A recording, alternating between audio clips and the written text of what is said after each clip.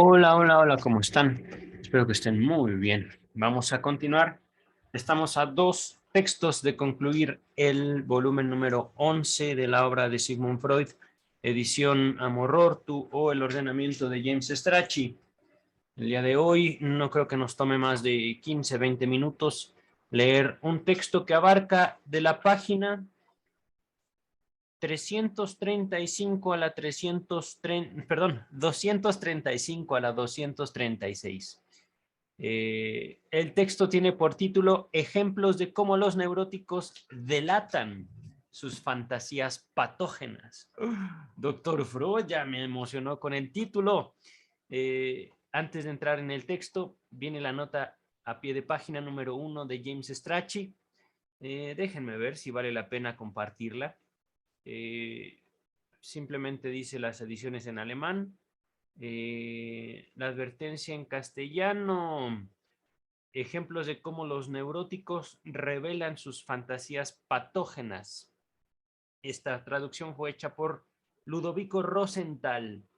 Déjenme ver. Sí, solo la tradujo Ludovico Rosenthal.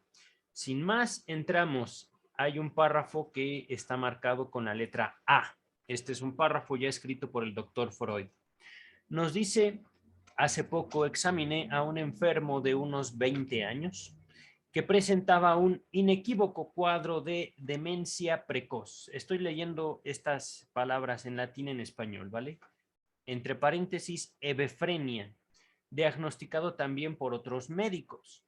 En los estados iniciales de su afección había mostrado periódicas alternancias del talante. Se me ocurre lo que la psiquiatría o la psicología moderna podría llamar trastorno bipolar. Pero vamos a continuar.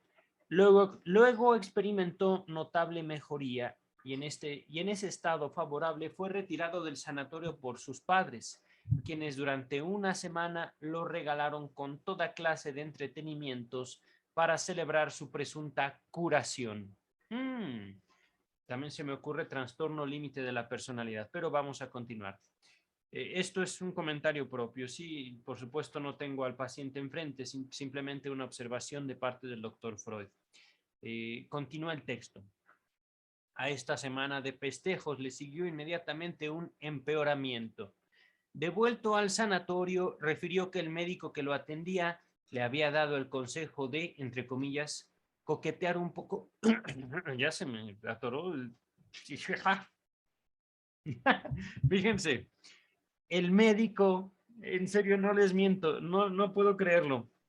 El médico le recomienda al paciente coquetear un poco con su madre. Coquetear, insinuársele a su mamá. No puedo creerlo. Quiero mostrarles el texto y por supuesto esta recomendación no fue hecha por el doctor Sigmund Freud, sino por otro médico. A ver, aquí está. ¿Dónde está? A ver. Aquí está. El médico que lo atendía en el sanatorio psiquiátrico no era Freud. ¿Lo entendemos? Le dijo, le recomiendo a usted, jovencito, 20 años con demencia precoz, hebefrenia, una cosa grave. Coquetee un poco con su madre, coquetee con ella, no le pasa nada. Caramba, caramba. Es que, miren, esto me parte, me parte, aquí está. Coquetear un poco con su madre. Yo estoy poniendo a la mitad de la pantalla. Ah, no es dudoso, dice Freud, que en este delirante espejismo del recuerdo expresara la excitación que le había provocado el estar junto a su madre, que fue la ocasión inmediata de su empeoramiento. Ok, vale. Entiendo lo que quiere decir doctor Freud. No es que el médico realmente le haya dicho al paciente, coquetee con su madre. No. Caray. El título del texto es Cómo los neuróticos revelan sus fantasías patógenas. Es decir, el médico me dijo, y yo bien obediente, ¿verdad? ¿Verdad que sí? No. Debo de serle sincero, yo sí le creía al paciente. ¿Cómo puede ser que un médico le diga eso a un paciente? Coquetee un poco con su madre. No, no se lo dijo. Es lo que nos quiere revelar el doctor Freud. No es que vayamos a desautorizar todo lo que dice un paciente, pero vale la pena dudar, vale la pena atribuir cierta voluntad en el ejercicio de la voluntad, en los actos de los neuróticos, y para esto justamente es muy recomendable. Me acuerdo mucho de una cita que me recordó mucho a Doctor House. Una cita del Doctor Freud es ciertamente los pacientes no pueden decir ni toda la verdad ni pueden decir puras mentiras. Hay una mezcla en el ejercicio, digamos, de los actos, en el ejercicio de la voluntad, hay una mezcla entre los deseos del paciente y también las cosas que escuchan o creen haber escuchado. Ajá. Y esto, por supuesto, me hace a mí cuestionarme hasta qué punto yo mezclo mi voluntad en las instrucciones que recibo, hasta qué punto yo hago mi voluntad en la obediencia y en la desobediencia. Pero vamos a continuar con el texto.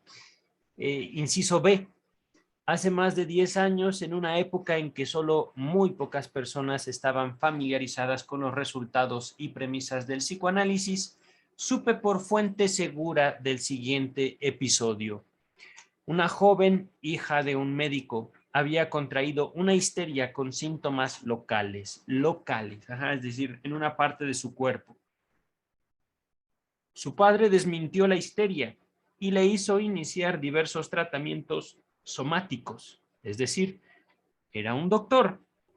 Y por supuesto, aquí también dejamos entrever mucha de la connotación social negativa de cómo la histeria era atribuida, digamos, a una persona hipócrita, a una persona mentirosa, a una persona que puede hacer pagar a su familia un precio muy alto, porque el histérico, la histérica simplemente fingían para manipular a los demás. Ajá.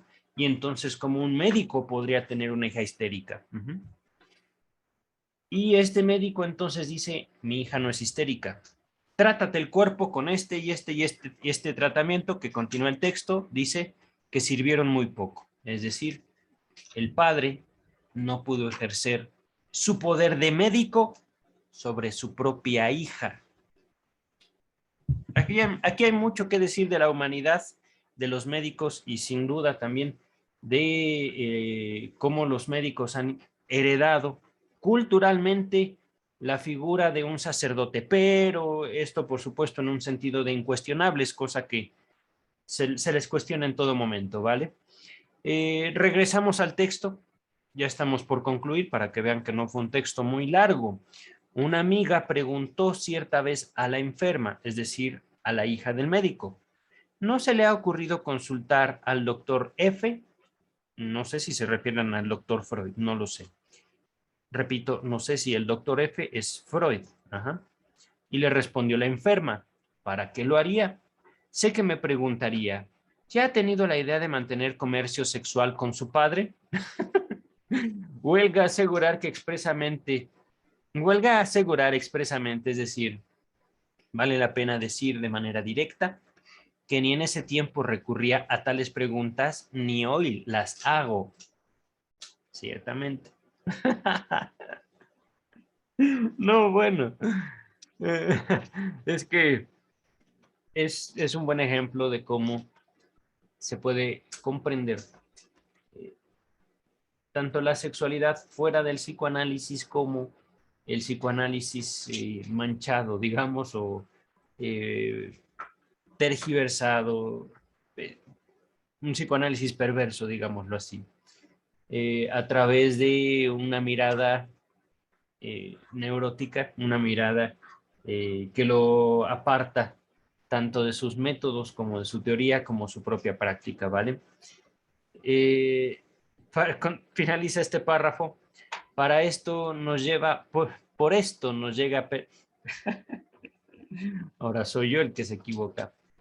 Por esto nos lleva a percatarnos, pero esto, no sé por qué quiero cambiar eso, pero esto nos lleva a percatarnos de que mucho de lo que los pacientes refieren como manifestaciones o acciones de los médicos puede entenderse como revelación de sus propias fantasías patógenas. Y cabe señalar deseos inconscientes, deseos que surgen en el paciente y que son sumamente prohibidos para él o para ella.